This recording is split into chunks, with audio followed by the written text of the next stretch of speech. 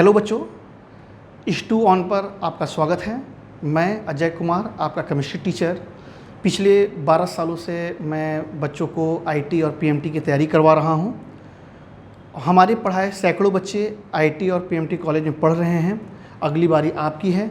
Start करते हैं आज आपकी क्लास। और आज हम लोग जा रहे हैं पढ़ने लुईस डॉट स्ट्रक्चर। आप ऑलरेडी जानते होंगे उसको बनाना, लेकिन हम लोग उसको थोड़ा सा लंबा चौड़ा पढ़ेंगे और उसके साथ साथ आपको फॉर्मल चार्ज भी पढ़ाऊंगा। तो क्लास स्टार्ट कर रहे हैं।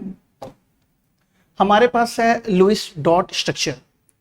लुईस डॉट स्ट्रक्चर के लिए कुछ हमारे पास नियम हैं, उनको देख लें, समझ लें, उसके बाद आप स्ट्रक्चर बनाना सीख जाएंगे। जैसे लुईस डॉट स्ट्रक्चर में किसी भी एटम्स के वैलेंस इलेक्ट्रॉन को डॉट के थ्रू हम लोग रिप्रेजेंट करते हैं।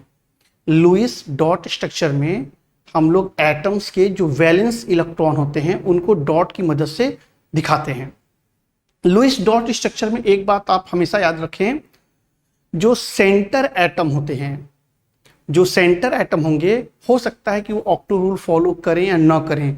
न करें मतलब क्या सर? इसका मतलब ये है कि हो सकता है कि जो सेंटर एटम हो उनके वैलेंस सेल में आपको 8 से ज्यादा इलेक्ट्रॉन दिखे, ऐसे हो सकते हैं। लेकिन उसी स्ट्रक्चर में जो साइड एटम्स होंगे उनको कंफर्म है कि उनके पास 8 ही इलेक्ट्रॉन वैलेंस सेल में होने चाहिए। एक चीज आप अच्छे से समझें, हम लोग यहां पर लुईस डॉट स्ट्रक्चर पढ़ रहे हैं। लुईस डॉट स्ट्रक्चर में बेटा जो भी स्ट्रक्चर आपको मिलेगा बनाने के लिए, चाहे एटम हो चाहे मॉलिक्यूल हो, उसमें 2 टाइप के एटम्स होंगे। एक सेंटर एटम होंगे और एक साइड एटम्स होंगे। साइड एटम, सेंटर एटम, सब कुछ मैं आपको बताऊंगा 2 मिनट में। मैंने बताया कि एक सेंटर एटम होंगे, साइड एटम होंगे। जो सेंटर एटम होगा वो अपने पास 8 से ज्यादा इलेक्ट्रॉन रख सकता है, लेकिन जो साइड एटम्स होंगे उनके पास 8 ही इलेक्ट्रॉन होने चाहिए, यानी कि ये ऑक्टेट रूल को फॉलो करेंगे। कहानी आगे बढ़ी है। सर ये सेंटर एटम और साइड एटम क्या है? कोई भी आयन में सेंटर एटम या कोई भी मॉलिक्यूल में सेंटर एटम कैसे पहचानेंगे? सेंटर एटम उस पूरे मॉलिक्यूल, उस पूरे आयन में सबसे कम नंबर में होंगे, यानी उनकी संख्या सबसे कम होगी, उनकी साइज सबसे बड़ी होगी, उनका एटॉमिक नंबर सबसे ज्यादा होगा और वो इलेक्ट्रोनेगेटिविटी में सबसे कम होंगे। मैंने सेंटर एटम पहचानने के लिए आपको 4 तरीके बताए। सेंटर एटम को पहचानने के लिए मैंने आपको 4 तरीके बताया। सबसे पहला बताया, वो सबसे साइज में बड़ा हो जाए, उसका एटॉमिक नंबर सबसे बड़ा हो, इलेक्ट्रोनेगेटिविटी में वो सबसे छोटा हो और उसकी संख्या सबसे कम हो।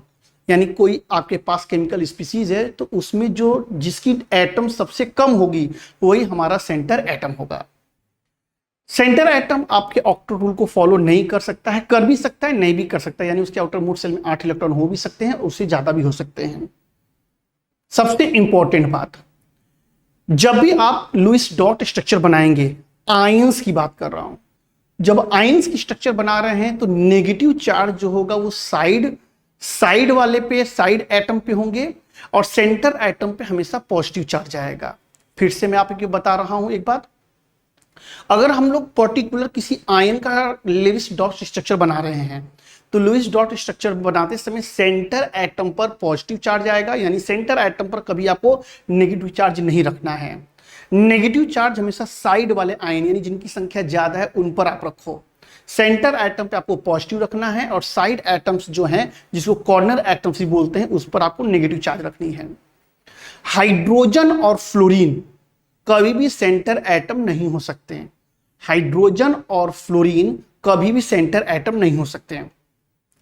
लास्ट और सबसे इंपॉर्टेंट बात, जो आपका सेंटर एटम है वो अपनी मैक्सिमम कोवैलेंसी रखना चाहता है।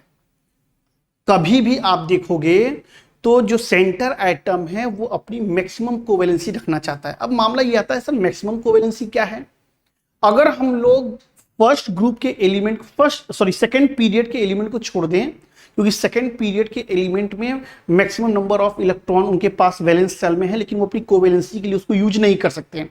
कारण है कि उनके पास डी ऑर्बिटल नहीं होता, जिसके कारण वो अपनी वैलेंसी को बढ़ा नहीं सकते। लेकिन जैसे ही आप थर्ड पीरियड में आएंगे तो थर्ड पीरियड के बाद जितने भी आपको एलिमेंट मिलते हैं वो अपनी मैक्सिमम कोवेलेंसी रख सकते हैं। जैसे सल्फर और ऑक्सीजन की बात कर रहा हूं, अगर मैं सल्फर और ऑक्सीजन की बात करूं तो भाई ऑक्सीजन का एटॉमिक नंबर 8 है, कॉन्फ़िगरेशन अगर हम लोग करें तो 2 और 6 है, सल्फर का 16 है, तो 2 8 6 है।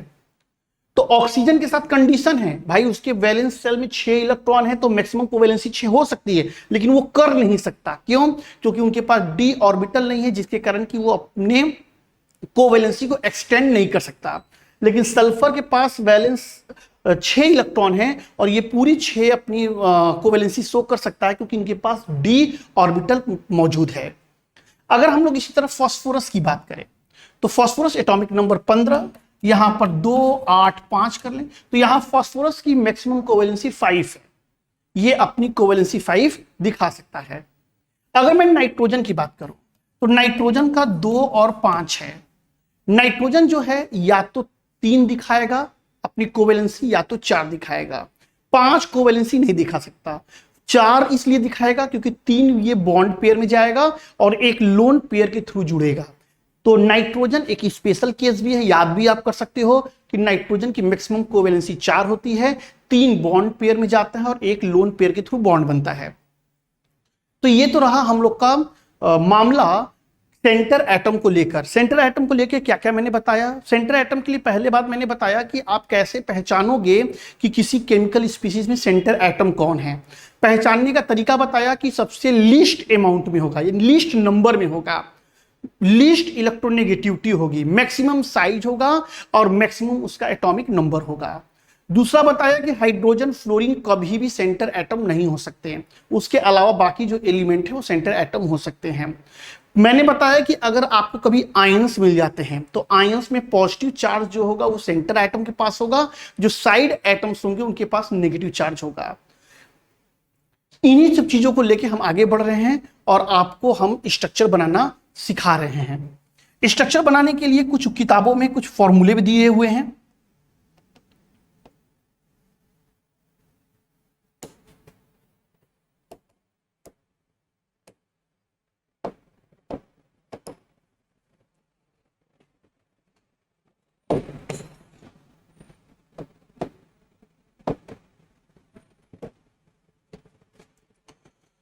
यहां पर हम लोग के पास कुछ फॉर्मूले हैं।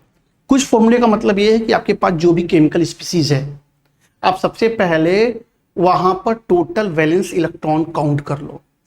वैलेंस इलेक्ट्रॉन काउंट कर लिया, उसमें से आप माइनस कर लो कितने आपके बॉन्ड पेयर में हैं। यानी कि एक केमिकल बॉन्ड बनाने के लिए, एक सिंगल बॉन्ड बनाने के लिए 2 इलेक्ट्रॉन खर्च हुए, तो कितने बॉन्ड पेयर हैं माइनस कर लो।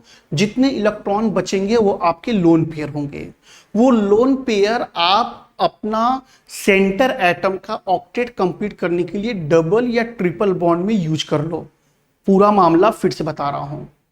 आपको लुईस डॉट स्ट्रक्चर बनाने के लिए मैंने सबसे पहले बताया कि आप दिए गए कंपाउंड में या दिए गए आयन में सेंटर एटम कैसे पहचानोगे। सेंटर एटम पहचानने के बाद मैं उसका स्ट्रक्चर बनाना सिखा रहा हूं। स्ट्रक्चर बनाने के लिए मैंने ये बताया कि आपके पास कोई भी मॉलिक्यूल, कोई भी आयन दिया गया है तो उसमें सबसे पहले आप वैलेंस इलेक्ट्रॉन काउंट कर लो। जब टोटल वैलेंस इलेक्ट्रॉन मिल जाए तो आप देखो कि वो मॉलिक्यूल में कितनी सिंगल बॉन्ड बन रहे हैं। जितने भी बॉन्ड पेयर इलेक्ट्रॉन उसको माइनस कर लो, बचे हुए इलेक्ट्रॉन जो होंगे वो आपके लोन पेयर इलेक्ट्रॉन होंगे। जितने लोन पेयर आते हैं उन सारे लोन पेयर को आप अरेंज कर लो। इसके बाद आप सबके ऑक्टेट देखो कंप्लीट हो रहे हैं कि नहीं। साइड वाले एटम सबके देख लो ऑक्टेट कंप्लीट है कि नहीं। अगर सारे कंप्लीट है तो फिर सेंटर एटम पे पहुंचो। सेंटर एटम पे पहुंचने के बाद आप ये देखोगे कि सेंटर एटम का ऑक्टेट कंप्लीट है कि नहीं है। अगर उसका नहीं कंप्लीट है तो जितने भी लोन पेयर है उसमें से आप उसको बॉन्ड पेयर में कन्वर्ट करो और सेंटर एटम का आप कोवेलेंसी या ऑक्टेट उसका कंप्लीट करो। हम एग्जांपल ले रहे हैं, यहां पर O2 से स्टार्ट कर रहे हैं। अगर हम लोग O2 की बात करें सबसे पहले total number of valence electron पता कर रहे हैं। Total number of valence electron हम लोग Q से दिखा रहे हैं। टोटल वैलेंस इलेक्ट्रॉन की बात करें तो हाई ऑक्सीजन का एटॉमिक नंबर जो होता है 8 है, तो कॉन्फ़िगरेशन 2 और 6, यानी कि 2 हैं तो यहां पर 6 दुना 12, यानी टोटल वैलेंस इलेक्ट्रॉन हमारे पास 12 आ गए हैं। अब अगर हम लोग बात करें इनके बॉन्ड की, तो हम मान के चलते हैं ऑक्सीजन ऑक्सीजन में सिंगल बॉन्ड होगा रे भाई, तो जो बॉन्ड पेयर इलेक्ट्रॉन आएगा, जो आपके पास बॉन्ड पेयर इलेक्ट्रॉन आएगा वो 2 आ गया। अब आपको पता करना है लोन पेयर इलेक्ट्रॉन कितने होंगे, तो यहां पर लोन पेयर इलेक्ट्रॉन के लिए आपके पास जो टोटल वैलेंस इलेक्ट्रॉन है, जितना वैलेंस इलेक्ट्रॉन था उस वैलेंस इलेक्ट्रॉन में से कितना इलेक्ट्रॉन आपने खर्च कर दिया किसके लिए, बॉन्ड बनाने के लिए। तो बॉन्ड बनाने के लिए आपने 2 यहां पे कितना इलेक्ट्रॉन खर्च किया वो, तो टोटल इलेक्ट्रॉन 12 थे और यहां पर आपका ये माइनस हो गया 2, यानी कि 10, यानी कि 10 आपके पास इलेक्ट्रॉन आ गए हैं जो कि आपके लोन पेयर में हैं।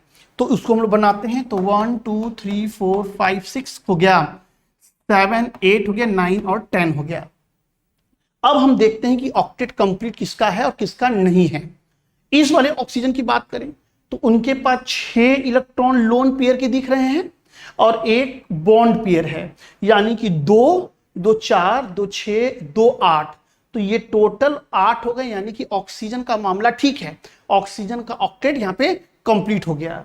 इस ऑक्सीजन की बात करें तो इसके पास 1 2 3 4 लोन पेयर इलेक्ट्रॉन है, 2 बॉन्ड पेयर इलेक्ट्रॉन है, यानी इस ऑक्सीजन की बात करें तो इसके पास 6 इलेक्ट्रॉन है, यानी अभी इसका ऑक्टेट कंप्लीट नहीं है।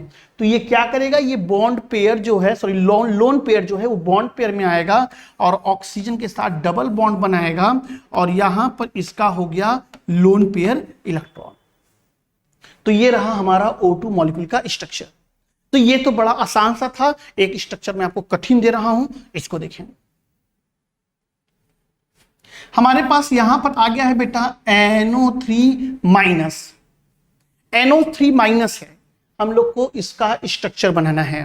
तो इसका स्ट्रक्चर कैसे बनाएंगे, मैं 1-2 मिनट का समय दे रहा हूं, आप खुद से ट्राई करिए इसको।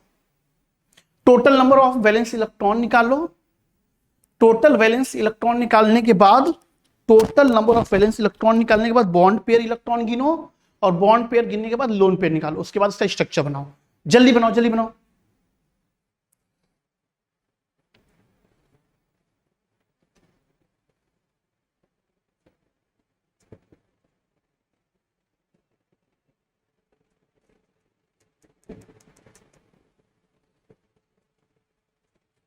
चलिए, मैं मानना कि आप लोग बनाए होंगे। सबसे पहले हम लोग यहां पर total number of electron count कर रहे हैं। तो नाइट्रोजन का एटॉमिक नंबर 7, कॉन्फ़िगरेशन 2 और 5, तो इनके पास यहां पर 5 इलेक्ट्रॉन आ गए हैं। अब अगर हम लोग बात करें ऑक्सीजन की, तो अभी हम लोगों ने पता किया कि 6 हैं, लेकिन यहां 3 ऑक्सीजन है, तो यहां हो जाएगा 3 × 6। नेगेटिव चार्ज है, तो जितना नेगेटिव चार्ज होता है उतना प्लस करते हैं, और अगर प्लस चार्ज होता तो उतना माइनस करते हैं। तो यहां पर हमारे पास एक माइनस चार्ज है, तो यहां पर हम कर देंगे इसको -1। टोटल अगर काउंट करें, यहां पर माइनस है तो +1 करेंगे, प्लस रहता तो माइनस करते हैं। तो टोटल यहां पे करते हैं तो 24 यहां पर आया, 6 3 जा 18, 5 और ये 1 6, तो 18 और 6 24। बॉन्ड पेयर की बात करें तो ये हमारा नाइट्रोजन है, ये ऑक्सीजन और ये ऑक्सीजन लगा दिया। तो बॉन्ड पेयर इलेक्ट्रॉन 2 2 4 2 6, तो बॉन्ड पेयर इलेक्ट्रॉन की बात करें तो 6 आ गया। अब हमारे पास आता है लोन पेयर इलेक्ट्रॉन कितने होंगे, तो लोन पेयर इलेक्ट्रॉन हमारे पास कितने होंगे, तो टोटल 24 है, बॉन्ड पेयर 6 है, माइनस करने पे हमारे पास टोटल 18 आ रहा है, हमारे पास टोटल 18 आ रहे हैं। बनाना शुरू किया तो यहां पर कुछ इस टाइप से आ गया, यहां पर 6, यहां पे 6 और यहां पर 6, कुछ इस टाइप से हमारे पास बॉन्ड बना। अभी यहां पर अगर हम बात करें तो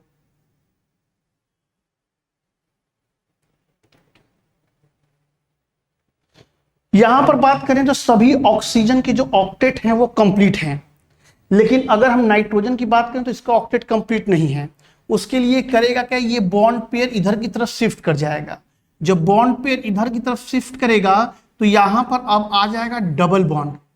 अब यहां पर इस नाइट्रोजन का भी ऑक्टेट कंप्लीट हो गया। अब क्या है,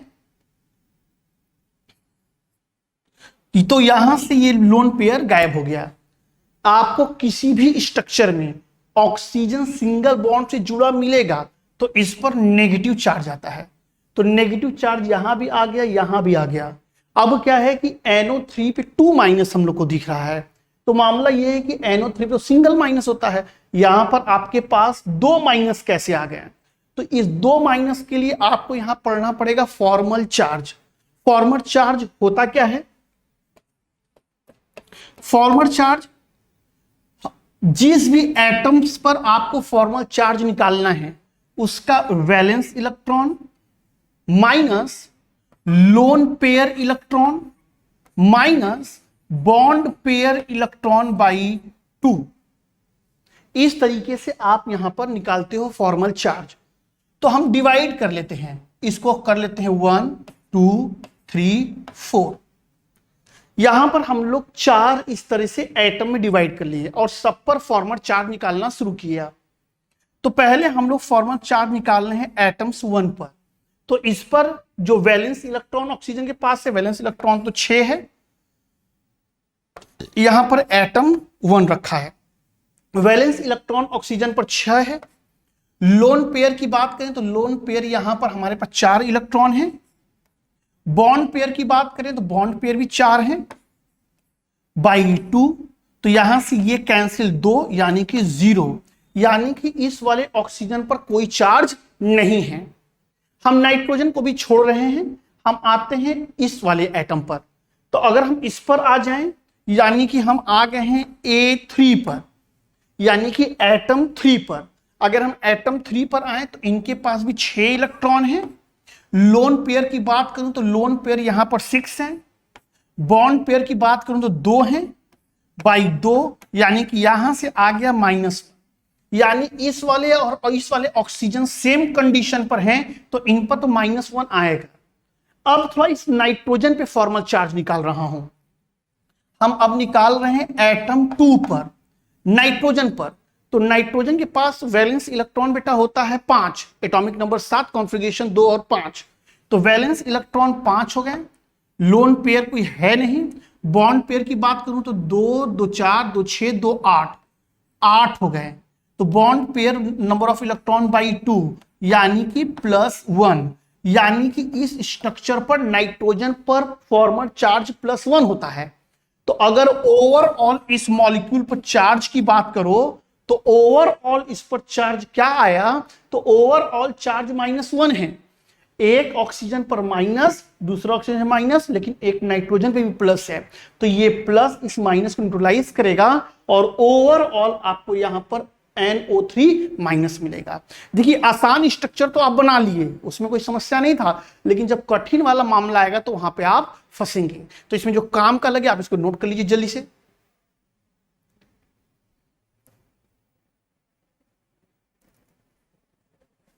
आपको इसमें जो भी काम का लगे आप उसको नोट कर लें।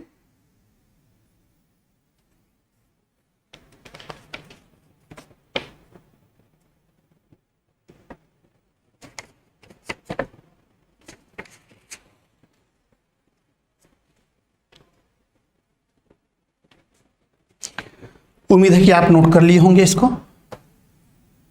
आपको एक स्ट्रक्चर में दे रहा हूं SO3 ये आप बना लो और आपको होमवर्क के लिए घर के लिए SO4 और CO3 मैं आपको दे रहा हूं। तो ये 2 आपका होमवर्क है, ये मैं अभी के लिए आपको दे रहा हूं। इसको बनाइए SO3 बनाइए इसको।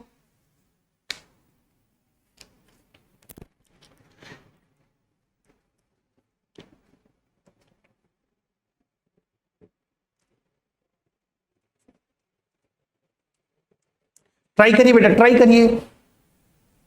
सेंटर एटम आपको पहचानना जानना बहुत जरूरी है क्योंकि हाइब्रिडाइजेशन में इसकी जरूरत पड़ेगी आपको।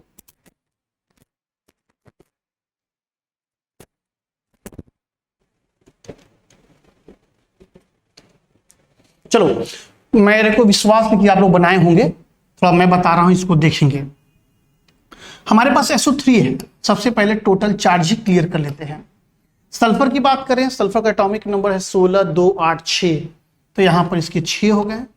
ऑक्सीजन भाई साहब की बात करें तो 3 है, तो यहां पर 3, उसके पास होते हैं 6 इलेक्ट्रॉन।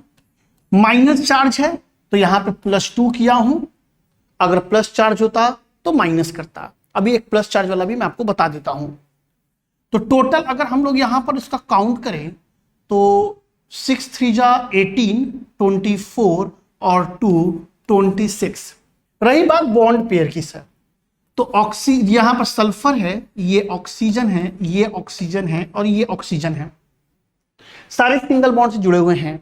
तो 1 2 3, तो टोटल इलेक्ट्रॉन हम बात करें तो total number of electron, bond pair electron हमारे पास यहां से 6 आ गए हैं। तो लोन पेयर इलेक्ट्रॉन की बात करें तो total charge minus bond pair electron 6, यानी कि टोटल लोन पेयर हमारे पास 20 है। तो लोन पेयर टोटल 20 है, तो उसको एडजस्ट करते हैं। 1 2 3 4 5 6 7 8 9 10 11 12 13 14 15 16 17 18 18 और 2 बचे हैं, तो हमने सल्फर पे डाल दिया। अब सबकी कोवेलेंसी वगैरह चेक कर लेते हैं कि सबका ऑक्टेट कंप्लीट है कि नहीं है। तो यहां से अगर हम ऑक्टेट देखें तो इस ऑक्सीजन की बात करें तो ये ऑक्सीजन की वैलेंसी 6 ये है, 2 ये 8 है, 6 2 8 है, इनकी 6 2 8 है। इनकी बात करें तो इनका जो है 2 2 4 2 6 2 8 है, लेकिन यहां पर जो सल्फर है वो अपने मैक्सिमम कोवेलेंसी में जाना चाहेगा। यहां पर जो ये सल्फर है वो अपने आप को मैक्सिमम कोवेलेंसी पे रखेगा।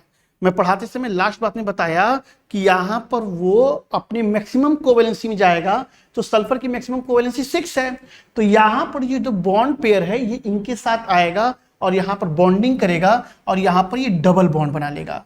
तो यहां से ये आपके इलेक्ट्रॉन गायब हो जाएंगे और यहां पर कुछ इस कंडीशन में वो आ जाएगा। अब रही बात इन ऑक्सीजन की बात करें तो अगर ऑक्सीजन सिंगल बॉन्ड से जुड़े हैं तो उस पर नेगेटिव चार्ज आ जाएगा, यानी ये स्ट्रक्चर हो जाएगा आपका SO3 का।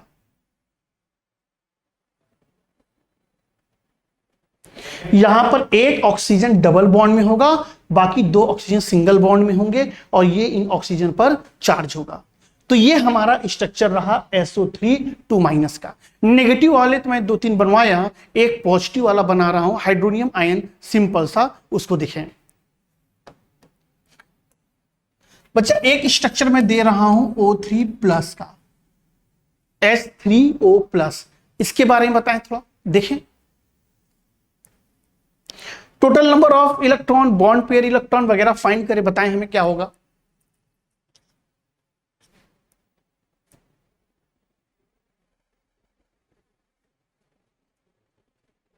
टोटल नंबर ऑफ इलेक्ट्रॉन्स की बात कर लेते हैं। ऑक्सीजन की बात कर रहे हैं भाई, ऑक्सीजन के पास तो 6 है, हाइड्रोजन 3, हाइड्रोजन के पास तो 1 ही होने हैं, तो ये 3 हाइड्रोजन तो 3 हो गया। माइनस चार्ज था तो जोड़ते थे, प्लस चार्ज है तो माइनस करेंगे, यानी कि टोटल नंबर ऑफ इलेक्ट्रॉन हमारे पास 8 आएगा। ये हमारा मामला खत्म। अब आया बॉन्ड का, तो जो सबसे पहले सेंटर एटम, तो सेंटर एटम को पता है कि हाइड्रोजन कभी सेंटर एटम हो ही नहीं सकता, हाइड्रोजन फ्लोरीन सेंटर एटम कभी हो ही नहीं सकता। तो ऑक्सीजन है, दूसरा लिस्ट अमाउंट में भी है, तो यहां पर हम लोग ऑक्सीजन पर आए। अब यहां से हम लोगों ने सिंपल हाइड्रोजन को इनके साथ जोड़ दिया। अब आता है बात बॉन्ड पेयर इलेक्ट्रॉन की। तो बॉन्ड पेयर इलेक्ट्रॉन, एक बॉन्ड बनाने में 2 इलेक्ट्रॉन खर्च होते हैं, 3 बॉन्ड है तो 6 आपके पास ये हो गए। कहानी आगे बढ़ी, जब कहानी आगे बढ़ी तो यहां पर अब लोन पेयर इलेक्ट्रॉन की बारी आई। तो लोन पेयर, टोटल इलेक्ट्रॉन आपके पास 8 था, बॉन्ड पेयर में आपने 6 खर्च कर दिया, तो आपके पास 2 लोन पेयर इलेक्ट्रॉन है, तो ऑक्सीजन पर आपने लोन पेयर इलेक्ट्रॉन रख लिया। सबसे बड़ा संकट अब आया कि भाई चार्ज कहां रखोगे। तो मैंने पहले बताया कि आपके पास कभी कोई आयन दे और उस आयन पे प्लस चार्ज हो, तो प्लस चार्ज हमेशा सेंटर एटम पर होता है, प्लस चार्ज हमेशा सेंटर एटम पर होता है, माइनस चार्ज हमेशा साइड एटम पे होते हैं। तो अभी प्लस चार्ज है, तो प्लस चार्ज हमारा सेंटर एटम यानी कि ऑक्सीजन पे होगा।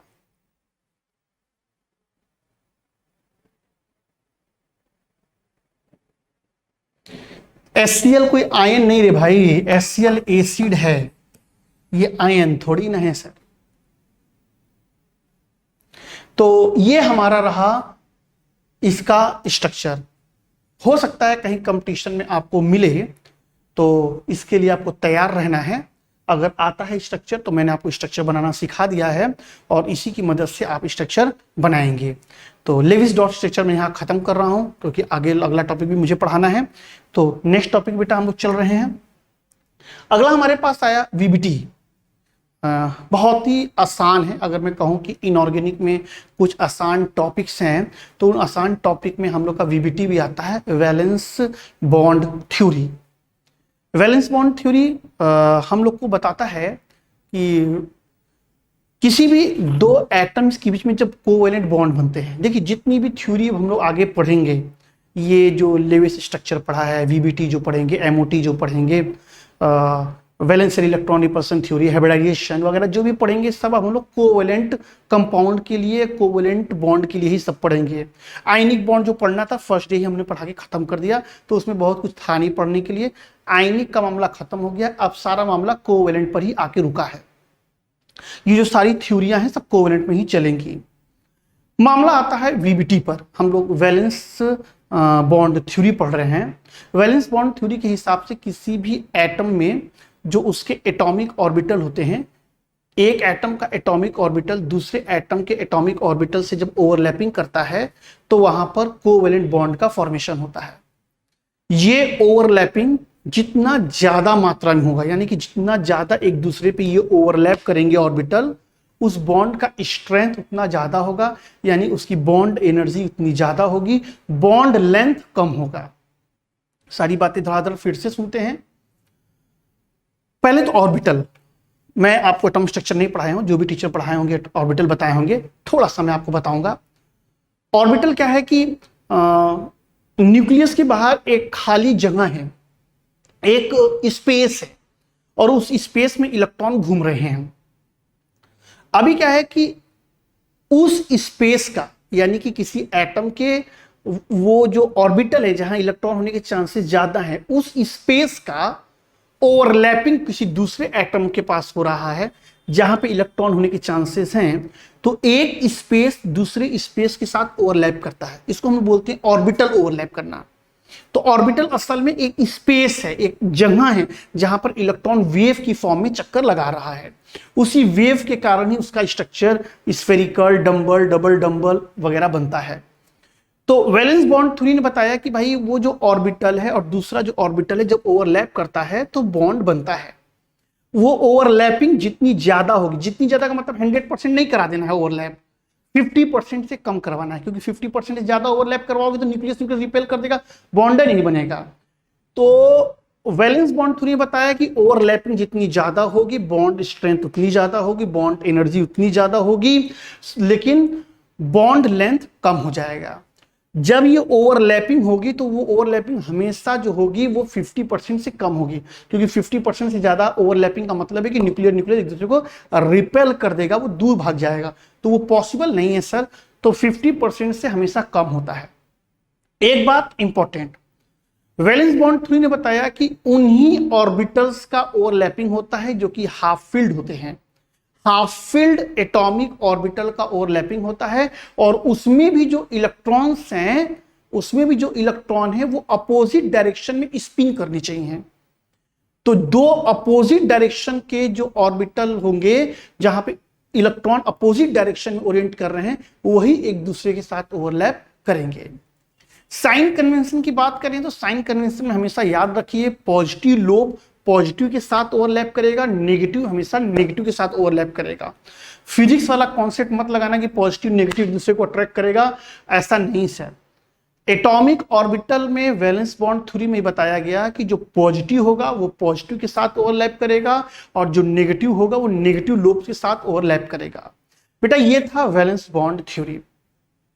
उन्होंने बताया कि जो एटॉमिक ऑर्बिटल ओवरलैप करते हैं, तो वो एटॉमिक ऑर्बिटल दो टाइप से लोग ओवरलैप करते हैं। एक होता है एक्सियल ओवरलैपिंग, एक होता है साइड ओवरलैपिंग।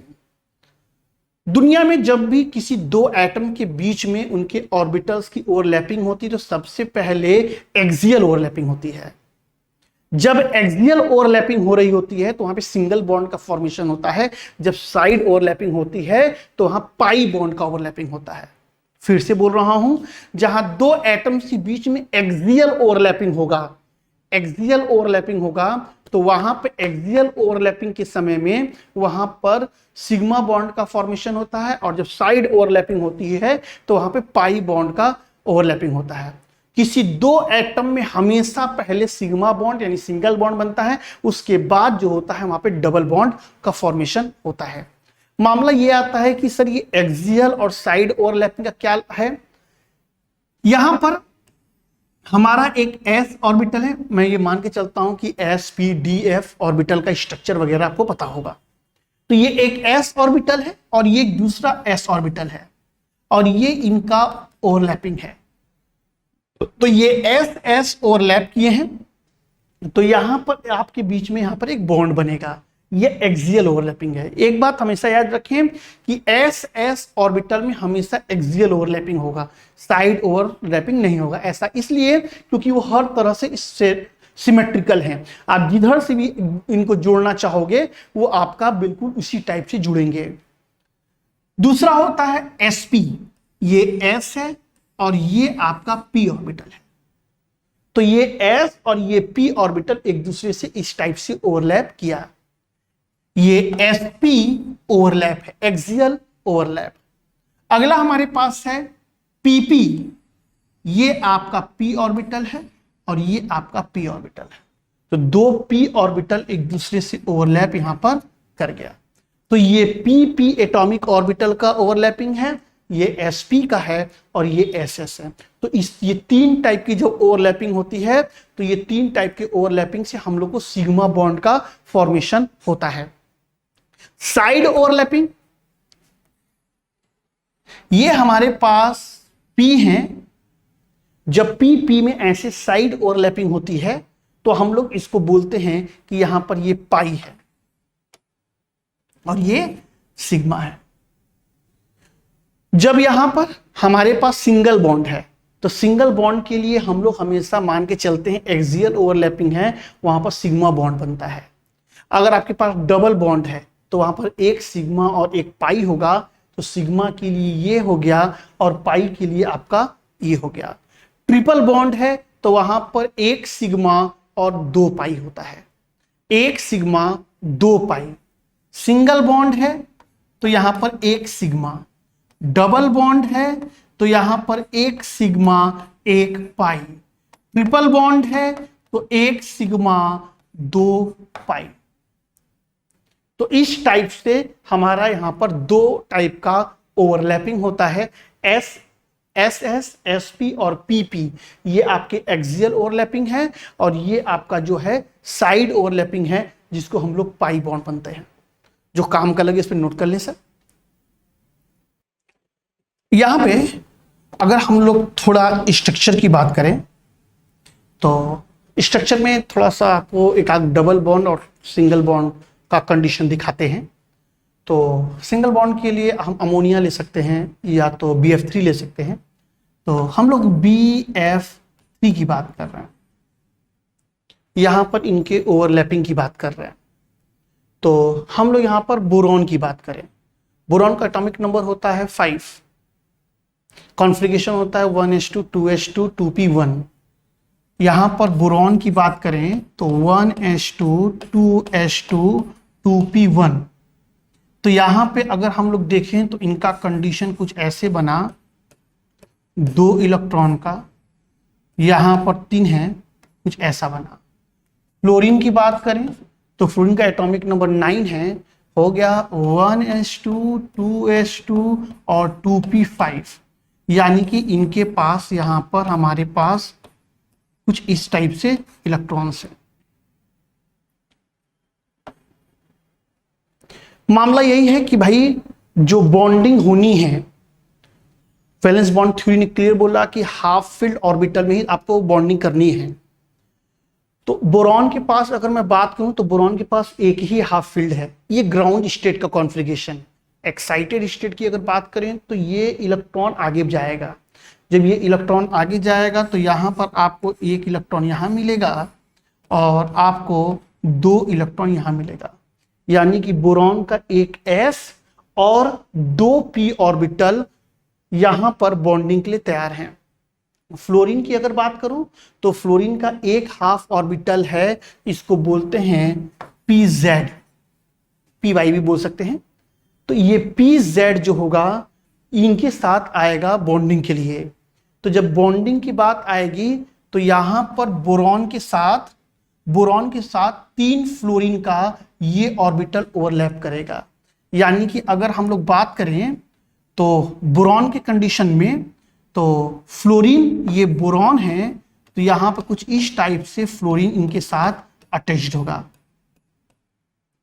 ये जो बॉन्ड है, ये एक बॉन्ड जो होगा वो 2s 2p के बीच में बनेगा और ये जो होगा 2p के बीच का होगा और एक बॉन्ड जो होगा वो 2p और 2p का होगा।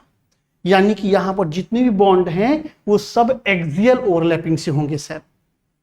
अब हम लोग बात कर लेते हैं थोड़ा साइड ओवरलैपिंग की। तो साइड ओवरलैपिंग के लिए सबसे आसान मॉलिक्यूल जो हमको समझ में आ रहा है वो आपको समझने में रहेगा O2। बड़ा आसानी से इसको आप समझ लोगे। अगर हम लोग O2 की बात करें तो ऑक्सीजन के बीच की बात करनी है। तो यहां पे अगर हम लोग इनके स्ट्रक्चर की बात करें, एक बार कोशिश करिए आप बनाने की, इसकी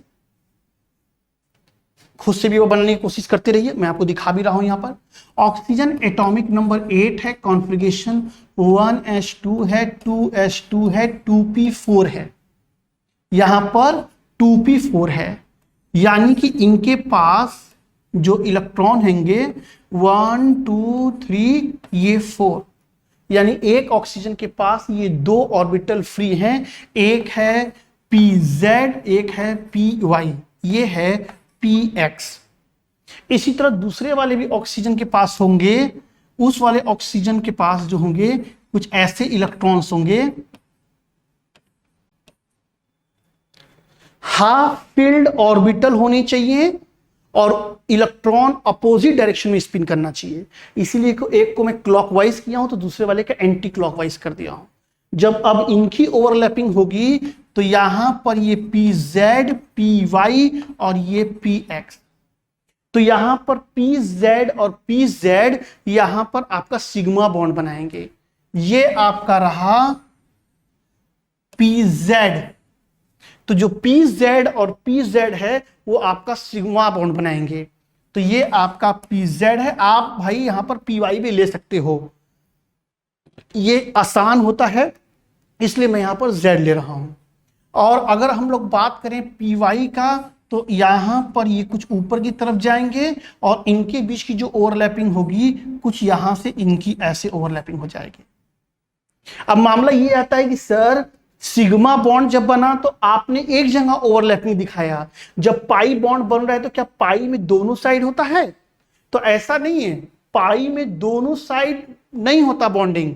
इलेक्ट्रॉन है और वो वेव है, वो बहुत तेजी से चक्कर लगा रहा होता है सर। इलेक्ट्रॉन की वेलोसिटी 2.17 10 के पावर में 5 मीटर पर सेकंड होता है सर ऑर्बिटल में। तो बहुत तगड़ा वेलोसिटी है सर इलेक्ट्रॉन की। तो इलेक्ट्रॉन एक समय में एक जगह नहीं पाया जाएगा, बहुत तेजी से चक्कर लगाएगा। इसीलिए हम लोग बॉन्ड बनाते समय उसको ऊपर और नीचे दोनों साइड दिखाते हैं। तो यहां पर बॉन्डिंग, यहां पर ये जो ऊपर वाला लोब्स है ये हमारा py है। तो हमने py में आपको साइड ओवरलैपिंग दिखाया है, पैरेलल ओवरलैपिंग दिखाया है, और pz में हमने आपको एक्सियल ओवरलैपिंग दिखाया है। तो ये आपका सिग्मा बॉन्ड है और ये आपका पाई बॉन्ड है। इसमें जो काम का लगे आप नोट कर लें इसको।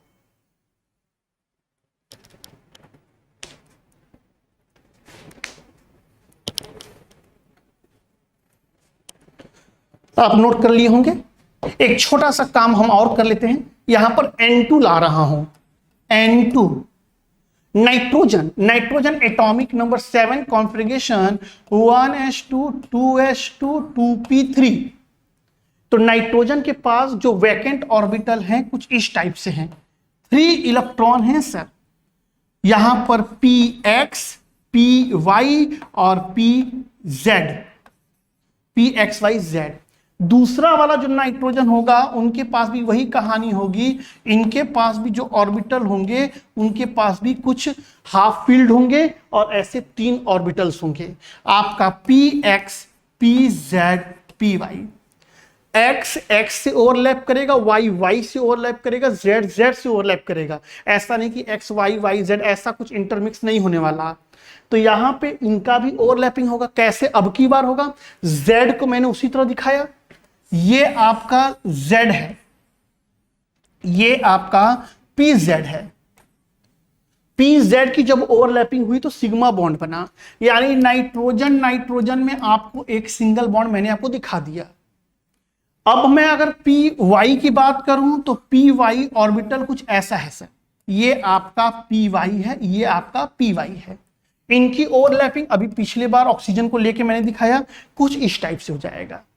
अब हमारा px ओवरलैप करेगा, तो आपको पता होना चाहिए x y z कोऑर्डिनेट हर एक दूसरे के परपेंडिकुलर है।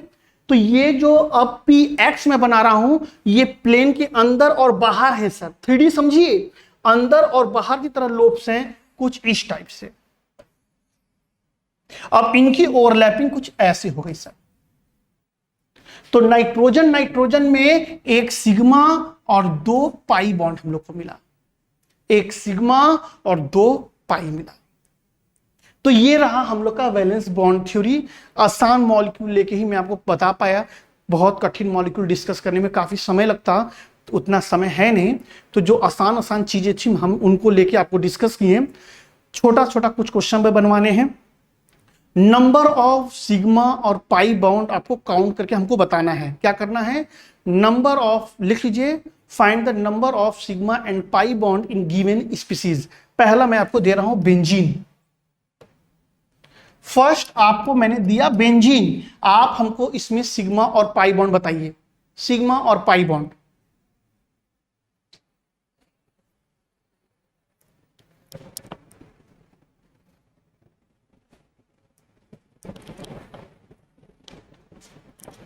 सिग्मा और पाई बॉन्ड काउंट करिए।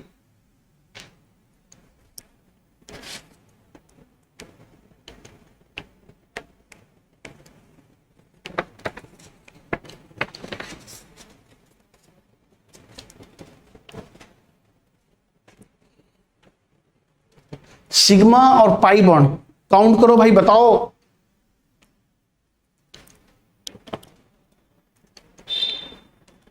चल देखते हैं। ये आपके कार्बन हो गए,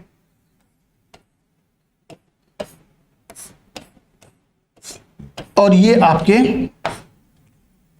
जितने सिंगल बॉन्ड है, डबल बॉन्ड है, सब में एक सिग्मा तो होना ही है सर, लेकिन साथ में हाइड्रोजन भी है।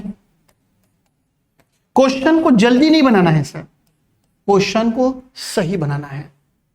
तो सबसे पहले हम लोग सारे single bond double bond count कर लेते हैं। तो 1 2 3 4 5 6 7 8 9 10 11 12। यहां पर टोटल हमारे पास 6 हाइड्रोजन के साथ हैं, और 1 2 3 4 5 6 हमारे पास कार्बन के साथ है। तो सिग्मा बॉन्ड जो है वो टोटल हमारे पास जो है वो बच्चा हमारे पास 12 है। तो आपके पास सिग्मा बॉन्ड टोटल यहां पर 6 आ गए। पाई बॉन्ड की बात करें, डबल बॉन्ड में एक होना है, तो 1 2 3, तो पाई बॉन्ड हमारे आ गए हैं 3। तो सिग्मा 12 है और पाई जो है हम हमारे वो 3 है। ठीक, अब हम नेक्स्ट दे रहे हैं, आप इसको देखो। जो अगला मामला मैं आपको दे रहा हूं, एसिटिक एसिड दे रहा हूं। थोड़ा आराम से, धैर्य से इसको बताएं। एसिटिक एसिड के लिए आसान नहीं करवा रहा हूं, बहुत आसान करवाने का कोई मतलब नहीं, जैसे वाटर O2 ये सब बताने की जरूरत है नहीं।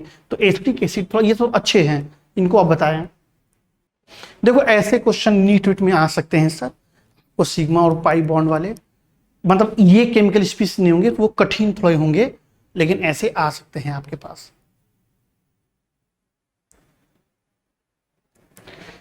इनकी बात कर रहे हैं तो यहां पर कुछ ऐसे हाइड्रोजन है, ये कार्बन है, डबल बॉन्ड में ऑक्सीजन है, और ये यहां पर OH है, ये H है। नंबर ऑफ सिग्मा बॉन्ड गिनना था तो 1 2 3 4 5 6 7, तो हमको 7 सिग्मा मिल गए हैं। पाई में समस्या नहीं था, 1 पाई मिल गया। बेटा 5 मिनट समय है, हाइब्रिडाइजेशन मुझे पढ़ाना था, लेकिन अगर मैं स्टार्ट करूंगा तो खत्म नहीं हो पाएगा। 5 मिनट का टॉपिक वो नहीं है, कम से कम 40-50 मिनट लगेगा, तो क्लास जल्दी भी नहीं छोड़ सकता। तो 5 मिनट को यूटिलाइज करने के लिए आपको एक और क्वेश्चन दे रहा हूं, इसको आप ट्राई करो। आपको मैं दे दिया H2SO4, आपको दिया मैं H2SO4, बताइए कितने सिग्मा कितने पाई। H2SO4 बताइए मुझे।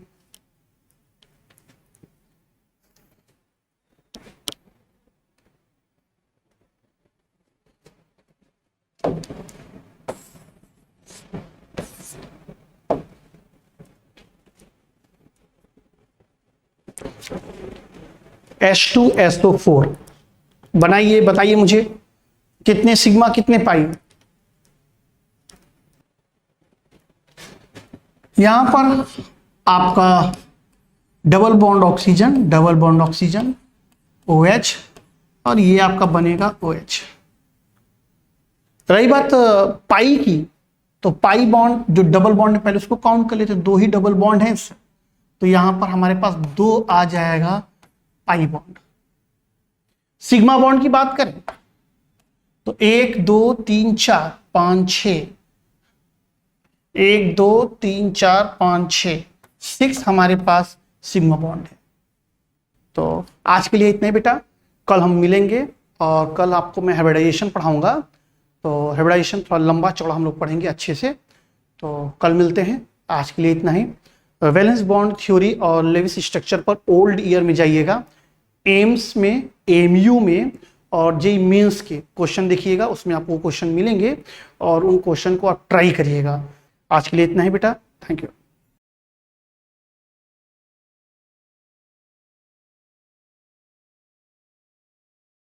बने रहिए।